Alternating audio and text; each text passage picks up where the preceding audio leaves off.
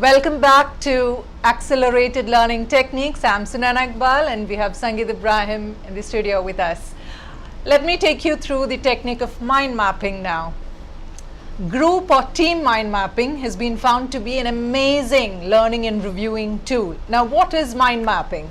It's very simple. You just need a white sheet of paper and the main topic that you're going to learn has to be put at the center of the paper, in the middle, right at the middle, as vividly and as weirdly looking as possible, maximum number of colors, images, logos, and make it look as weird as possible. And then you start drawing tributaries or branches from the main theme to indicate the subtopics or sub-themes of this topic.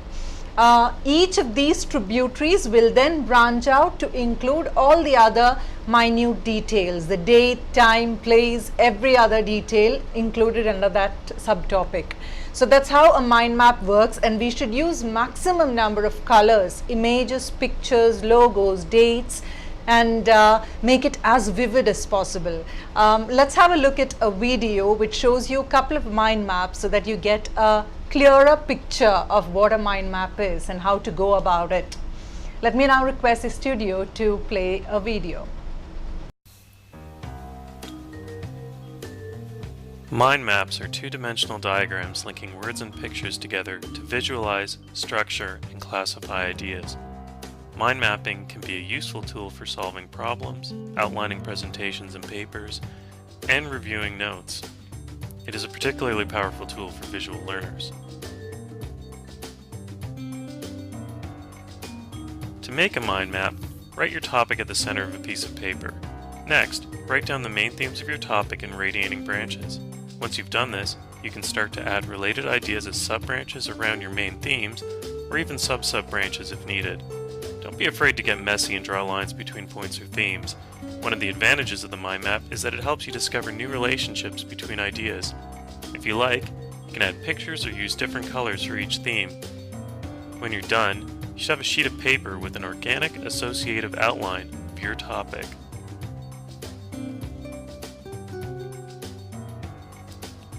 Mind mapping can be useful for taking notes during lectures. The main advantage is that it allows you to focus on recording the structure of what's being said instead of copying down everything.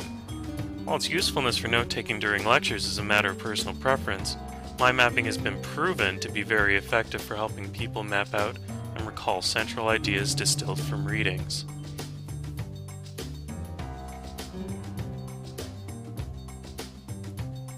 Many groups and businesses employ mind mapping to brainstorm for new ideas and to solve problems.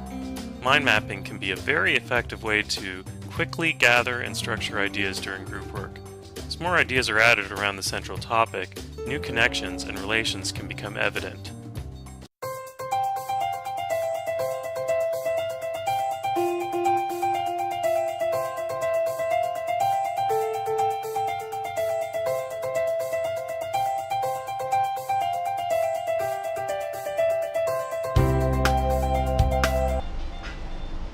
Welcome back. So that was mind mapping for you. It's not just for students, but even adults can use this technique very effectively for learning and reviewing. Now, Doctor, any other tools or techniques that you can share with the viewers? Sunana, can I just elaborate a bit about our experience with mind mapping? Absolutely. See, it's amazing. It's such a simple tool, but then the profound impact it has on your learning, it's really amazing. In our workshops, what we usually do is again give a very boring piece of text to students, Passage, yes. And then we ask them, we put them in groups and we ask them to create a mind map. So then they take flip charts and we give them markers, so they sit down and they start making it. So the beauty about mind mapping is it is a technique that actually brings all the learning styles together. So if suppose you want to remember 1975, okay, if you just read it as 1975, it registers only once in your brain, that is in your left brain, as 1975 as text. But if you write it with color and if you write it as an image, the same information as an image, it registers twice. Once as an image in your right brain and one's as text in your left brain. So basically you're improving your chances of recollecting twice.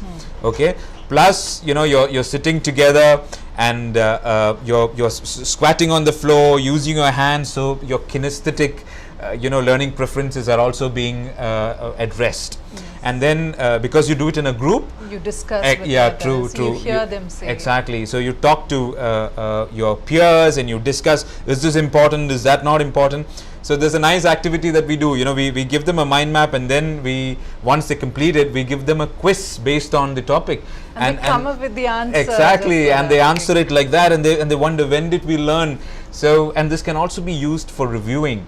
So I think what parents should do is, if your child is finding it tough to learn a chapter, it could be mathematical formulae, it could be grammar, it could be history, get them to create a mind map, and then once it is done, let them keep it on the wall. So it's not just about learning, but if they have to review it during examinations, trust me, all they have to do is just go and look at that board, and then it all comes back in a jiffy. In a jiffy, yes. Exactly. So we actively recommend, we strongly recommend that you understand how mind mapping is done, and you also encourage your children to do it. Very simple but profound. And I think the best part is that since you're combining all three different styles in mind mapping, you get accustomed to the different teachers' learning styles. Exactly. So even if it is a visual teacher and there's a mismatch between your learning style and hers, even then you would be able to absorb what she's saying, because you are getting used to all the different learning styles in mind mapping. True. Yeah. Sunana, the world has changed a lot, though it has not actually, the change has not hit our shows. In the West, people are using flipped learning extensively, where the teacher doesn't lecture in class, because lectures are boring, where you just stand and you go on and on. So what teachers do, they record the lecture on the previous evening, and they upload it on YouTube. So the students can then watch it at home. They can pause, they can rewind, they can make comments, they can watch it again and again. Then what happens in school? Well, in school, teachers directly give them problems, put them into groups, and then give them problems that they collectively solve. They solve it together. If they have a doubt, they can go back to YouTube and watch the video again.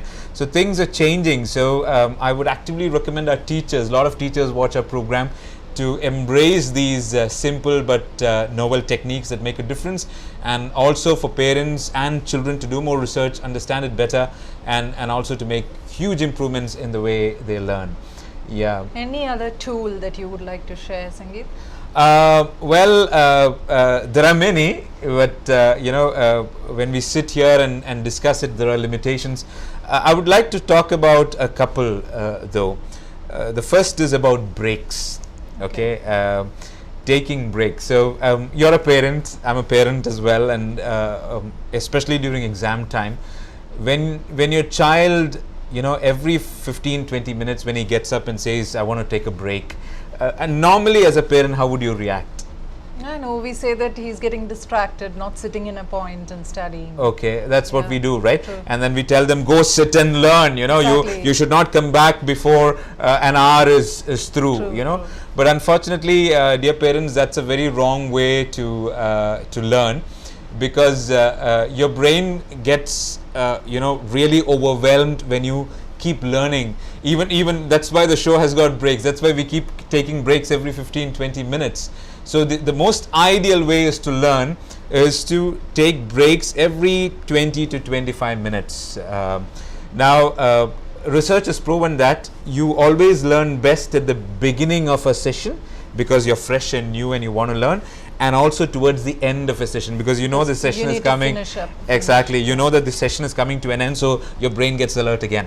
So what you have to do is, you should have more beginnings and more endings for your sessions, and the best way to do that is to have more breaks, as many breaks. But when I say as many breaks, we're not saying every 5 minutes, exactly, every 5 minutes or 10 minutes, but allow your children to get up and take a short break every 15 to 25 minutes.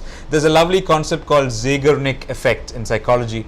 If you learn something, or if you're in the process, and if you leave something halfway, suppose I'm learning the 10 fundamental rights in the Constitution, and I leave it at 5 and I get up and go. your brain gets into an active mode, because you have to complete. That's why if you remember, sometimes you get a song in your mind and that song keeps running. The best way to stop that song is to sing it till the end. Then the brain gets happy, or you've completed it. You're done with Exactly. So every time you take a break, it's easy. But they should not use this break for wrong reasons.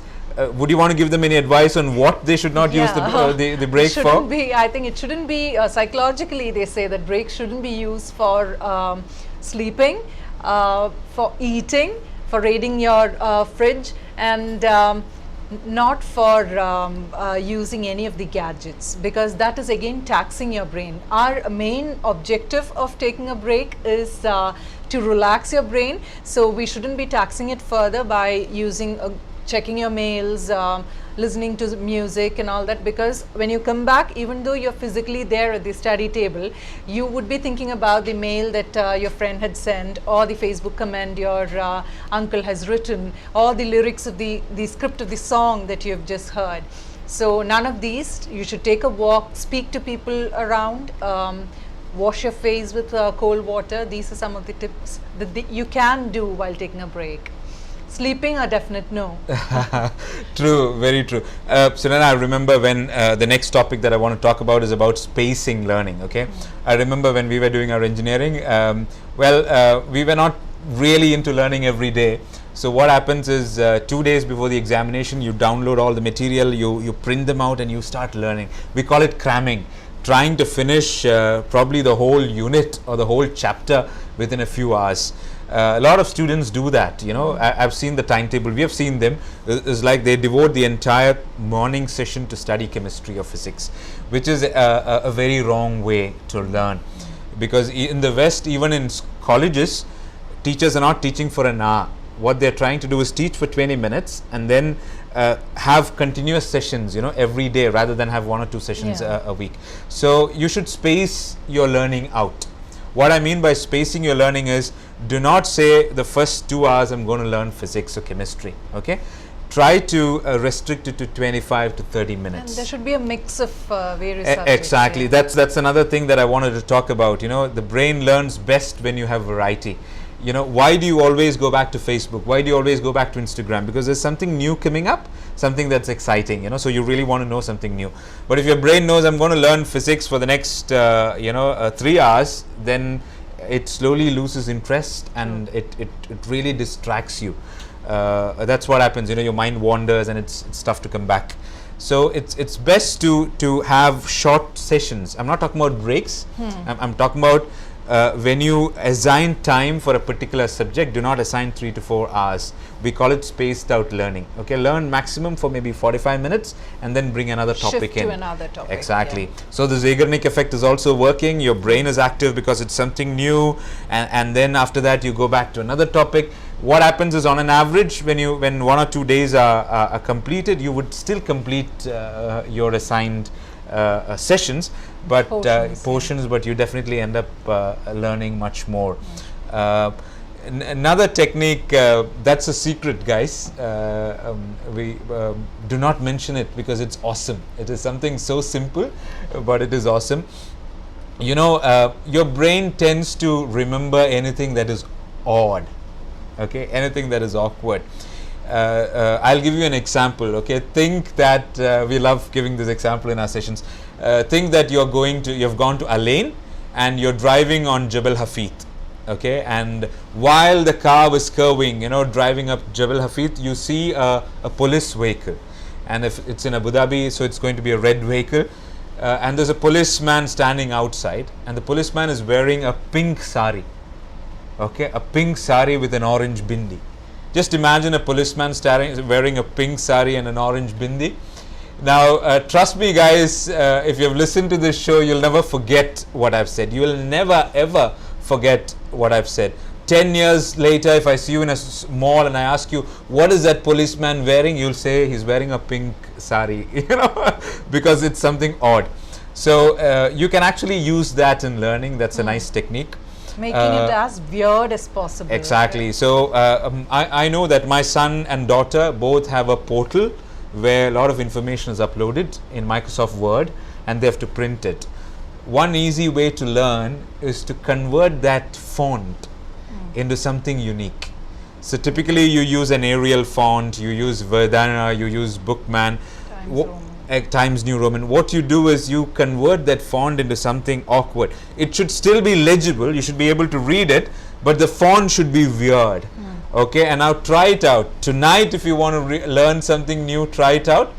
Just by changing that font and printing it out and reading it, because it's new, because it's weird, like the policeman wearing the pink sari, your brain registers it quickly, and you will be able to recollect it, in a very, very easy way. I think before we go on, we probably can take one more break. Okay. And we can probably look at closing the session after that. So I would like the studio to request for a break. Please don't go away. It's time for us to conclude that session, and we have some nice tips for you just before we conclude.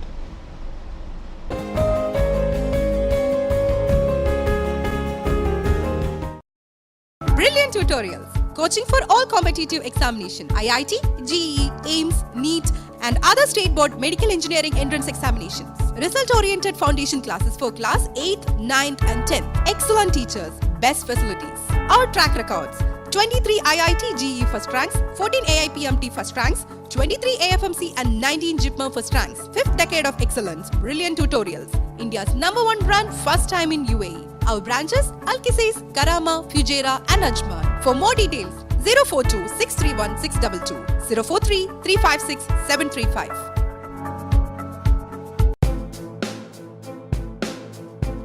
എനിക്ക് കുനിയാൻ പറ്റുമായിരുന്നു, കുനിയാൻ ചെരുപ്പെടുത്ത് അടിക്കുമായിരുന്നു എന്നുള്ളത്. CPM-ഉം ഇത്തരത്തിലുള്ള എല്ലാ ഇതിൽ നിന്നും വിമുക്തമാണെന്നൊന്നുമല്ല ഞാൻ പറയുന്നത്. ഈ ഫേസ്ബുക്കിൽ കാണുന്ന പലപ്പോഴും ഫേസ് ഇല്ലാത്ത മുഖം ഇല്ല, വിശ്വസിക്കില്ല, ആ വിശ്വാസ്യത കളഞ്ഞു കുളിച്ചിട്ടുണ്ട്.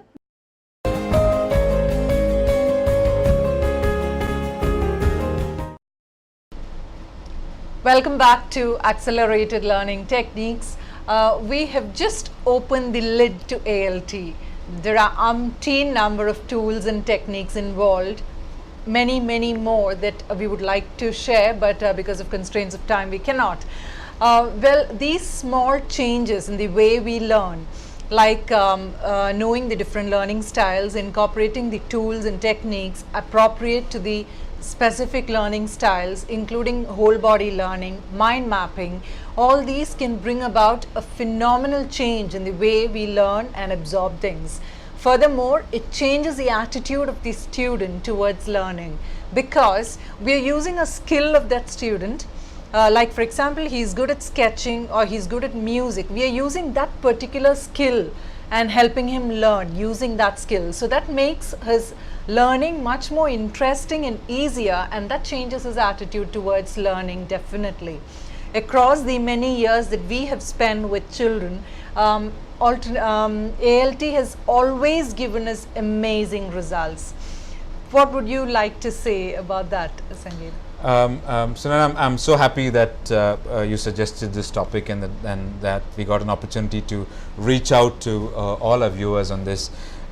From our experience, adoption of ALT makes a phenomenal change in the way people learn. A lot of people have come back and said, I'm not able to learn, and I'm giving up. And just by exploring one or two techniques in a one-to-one session has really helped these students do well. And a lot of teachers have actually complimented it. It has always given positive results. Exactly. A lot of schools have adopted it. So I think parents and teachers should really take this up. Let me tell you an example. When you play cricket, the IPL season is on, a lot of people will be enjoying cricket. Coaches tell us that if you want to really play cricket well, you have to middle the bat. That means when the ball comes to you, you should try to hit the ball with the middle of the bat. When you hit it with the middle, the ball gets maximum acceleration and you can drive it into 4s and 6s. Now in the West, what they do to help you learn this, when you start playing cricket, they give you a small bat which is this big and this long. So when children play with this small bat and then shift to a bigger bat, automatically they'll get to middling the ball. So this is a small tool that can make a huge difference in the way you learn. So ALT tools, when you hear about it, and there are many, today we could probably look at only maybe 1% of what was discussed. it can make a huge change. So my request would be for parents to actively seek opportunities to learn ALT and also to get their children through workshops of ALT. And trust me, as Sunana said at the beginning, it's not about willpower. If you keep pushing your child to say learn, you're not learning. Sometimes the poor guy, even with his best intentions, might not be able to learn, because the teacher could be using another learning style, because he's only probably using one technique, which is making it tough for him. So by tuning, it's like tuning your radio, by slowly turning the knob a bit, instead of noise, it becomes music. So I think that's our objective, to help our youngsters find music in the way they learn and get ahead in life. So thank you, Sunana, for the opportunity, and thank you for hijacking the show. I hope you'll give it back to me in Most the next definitely. episode. It's all yours. and looking forward to have you again with us. Thanks to NTV for giving us this great opportunity. This is Chanchal, Sunana and Sangeet signing off for the day. Looking forward to having another useful, educative and entertaining session in the next weeks. Till then, have a great time. Thank you.